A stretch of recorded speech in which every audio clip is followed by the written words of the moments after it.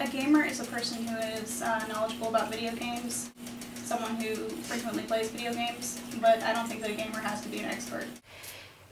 You have to devote some time and attention, I know it sounds weird, but a part of yourself to gaming, not just playing a game on Facebook like Farmville or something like that just to pass a few times between classes or something like that. And you also have to have an eclectic taste, or at least an exposure.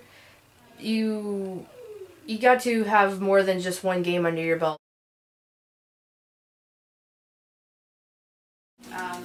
About PlayStation is as old as it gets for me. I'm most familiar with the PlayStation 2 and with the GameCube.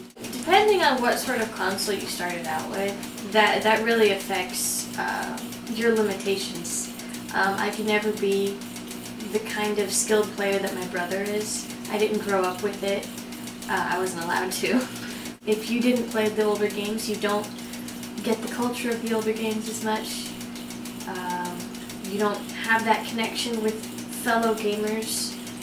My father and mother used to play Tetris when we lived in Alabama. I got into video games probably around my sophomore year of high school. We used to play Sega Genesis. We also liked to play PlayStation 1, Crash Bandicoot, a couple of other Naughty Dog games. And we also liked to play PlayStation 2, and that was Kingdom Hearts and Jak and Daxter, a few puzzle-solving games like that.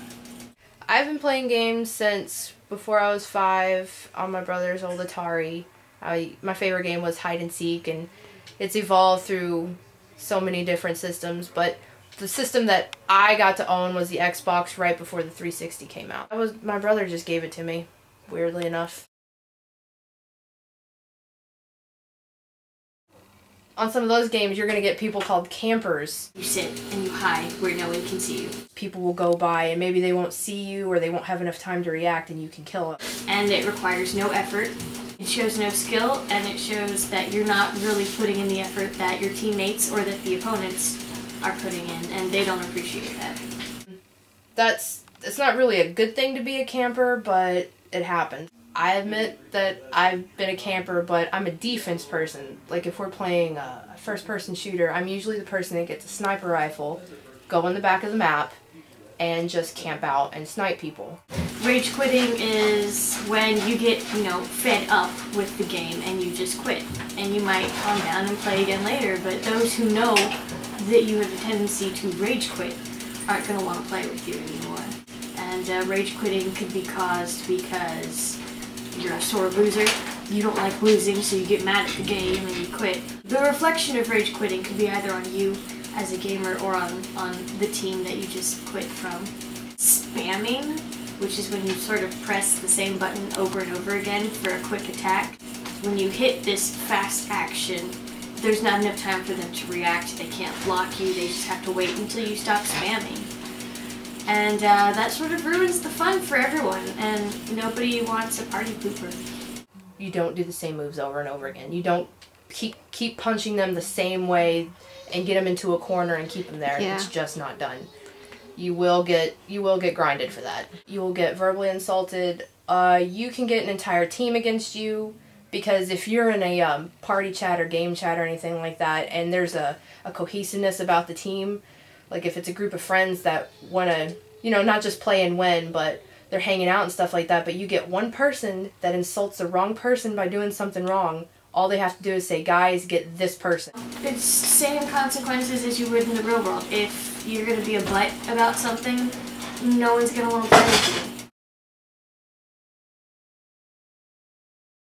A big part is the money, because like with the Xbox, you got to pay a monthly fee at least if you do that, because those video games are $60 a piece, and a lot of them are cross-platform, which means that they are not just they're not just devoted to one platform.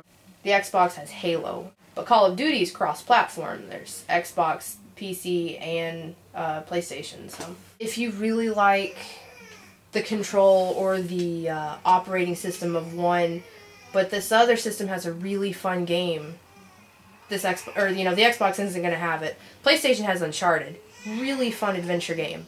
Xbox does not. But the Xbox has Gears of War, really great, bloody, gonna cut you up with a chainsaw gun. PlayStation does not. So, but the PlayStation, to play online most of the time, is free. Xbox is not. But that also calls out some of the unmentionables that you don't want in there. It's like if it's going to cost you, so many dollars a month to play, some people aren't going to play, so that cuts out some of the population.